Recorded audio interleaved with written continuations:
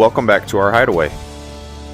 On this episode, we're going to be knocking out some gravel in front of the shop.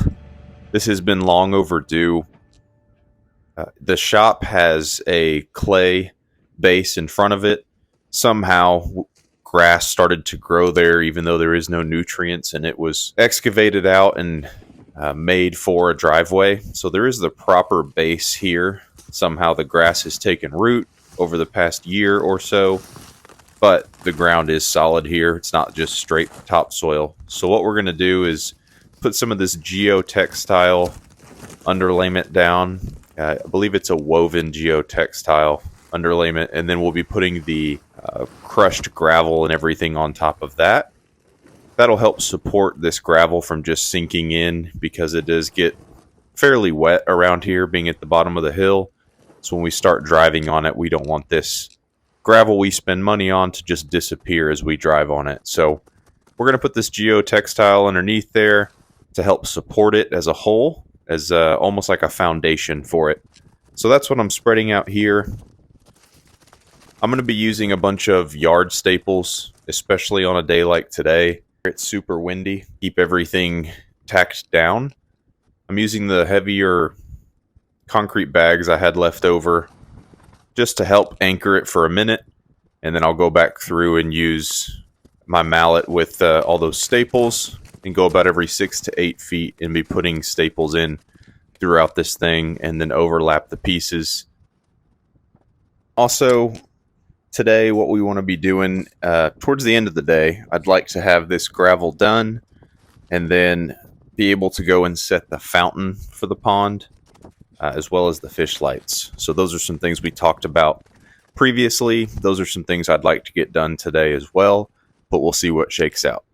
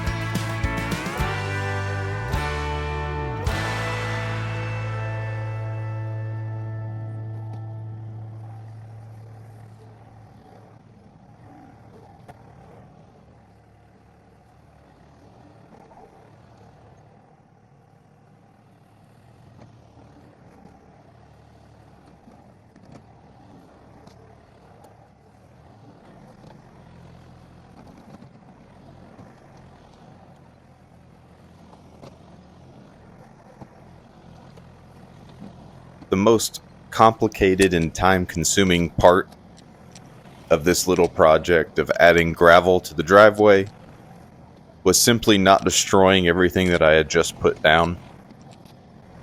This tractor is not the biggest tractor that you could buy. It tends to be good for about 99% of what we need out here. It could have used a little more power in the bucket when grabbing this gravel, so I tend to have to catch up some speed and drive into it. And by it, I mean the gravel pile, in order to get a full bucket to spread. And whenever I would do that, if I still had my foot on the pedal, the four-wheel drive would kick in and kind of hop and would end up tearing up the woven geotextile that we had just put down. So I had to be very careful about not spinning the tires, because as soon as it started to spin, it would end up ripping the geotextile, which defeats the whole purpose of supporting it. And the other part is it helps keep weeds from growing through. So just had to be delicate with the way we did it. It made it take a little bit longer this way, but to know it was done right underneath all that gravel should mean we should never have to do that again.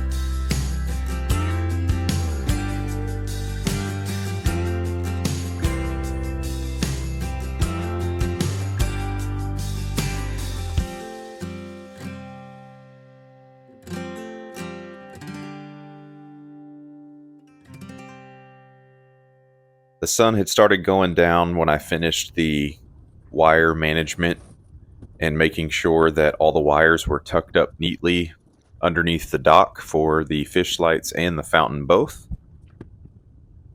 Then came time to set these fish lights in the locations that I thought would be close enough to gain activity from some of the habitat we put out, but also in a location where we could see it clearly from the dock and even from the cabin porch.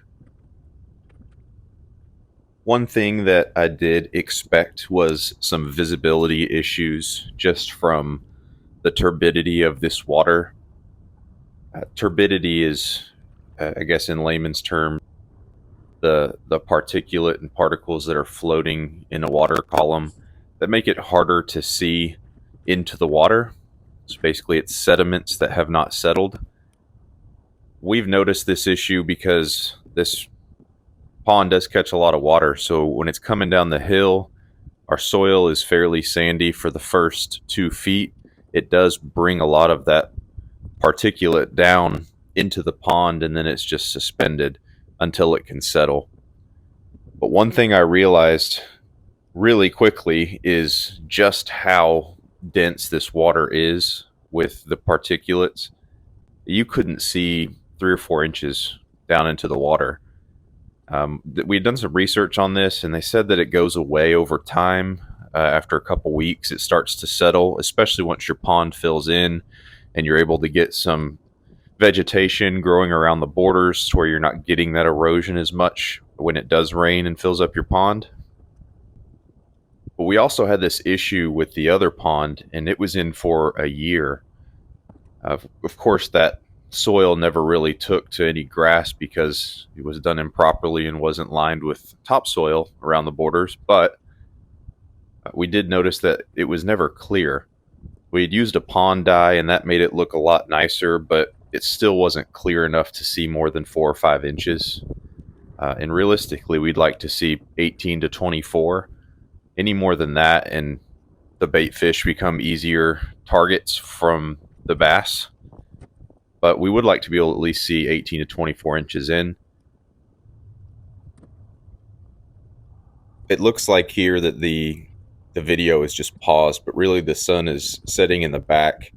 And during this time, mine's still on that little boat trying to find the other light. Whenever I dropped it in the water, the anchor set point for it was actually probably 8 to 10 inches deep in the water, which doesn't seem like much. But in this water, that means you cannot even find that fish light, which is crazy to think because those are extremely, extremely bright. And they should be putting off about a 10-foot ring of light at about 8 feet deep.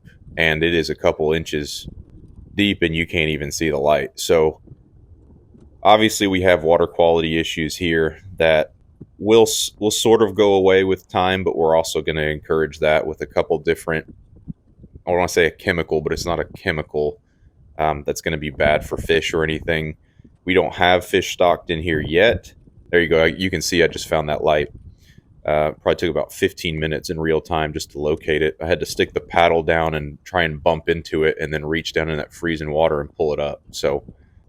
But anyways, there's 3 different ways that I've researched to clear up this water. We're going to be testing one of them here in just a second, and I'll put it in the video. But the first is going to be ag lime, agricultural lime. It's very common for farmers to use this to increase pH in their soils. So it's readily available in a lot of places. So easy to get, cheap, and it does work, as you'll see in this video coming up. The other one is gypsum. Gypsum works almost identical. It is pH neutral, so it's not going to raise your pH in your pond. So if you do have fish already in it, that might be an option for you because it's not going to cause a pH spike. And then the last one is Alum, or I think aluminum sulfate or carbonate, something like that.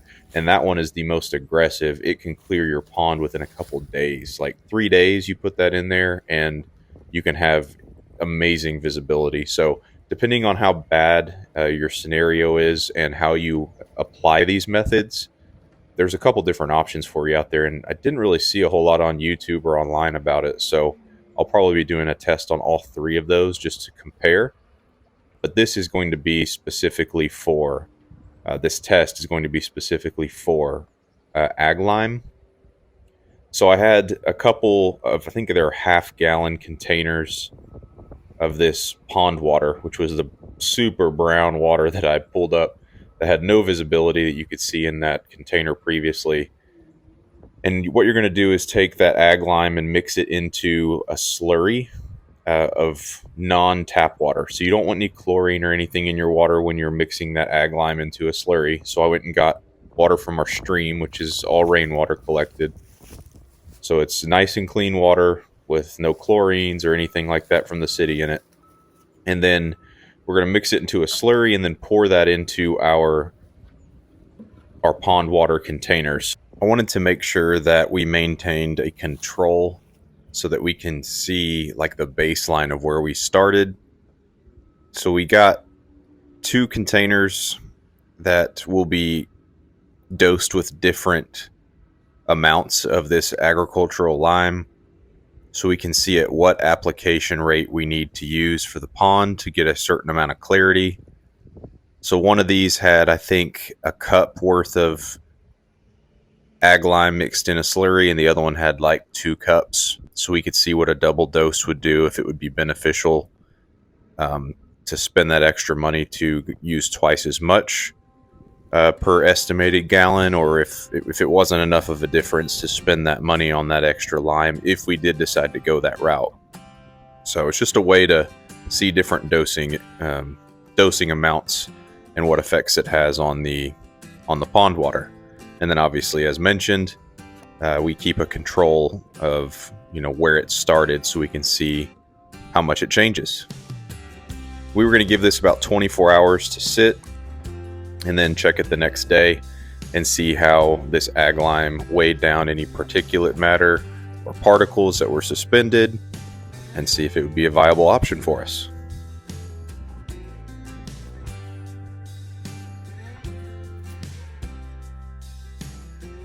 This was probably somewhere in the range of 16 to 18 hours later.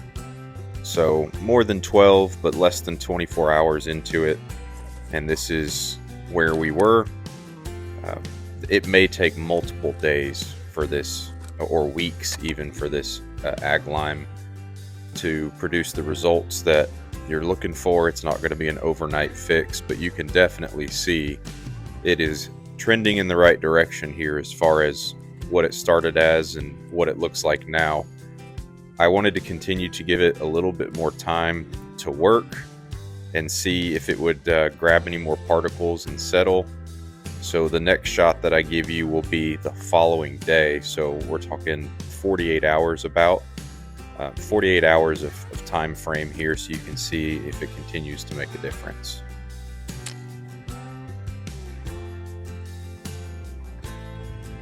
And then here is the following morning, so just under 48 hours, probably 40 hours of time elapsed here, and you can see a major difference in adding this ag lime in. Very happy with the results for such a simple application and what would be fairly cheap. All in all, this ag lime is certainly a contender and an option that would work for our scenario of turbidity here, but we are going to keep testing with the gypsum as well as Alum, so keep an eye out for those videos here in the future. We appreciate you guys coming back to watch our videos. We'll continue to be working on things here at our hideaway, and we look forward to sharing those with you. But until then, take care, and we'll catch you on the next one.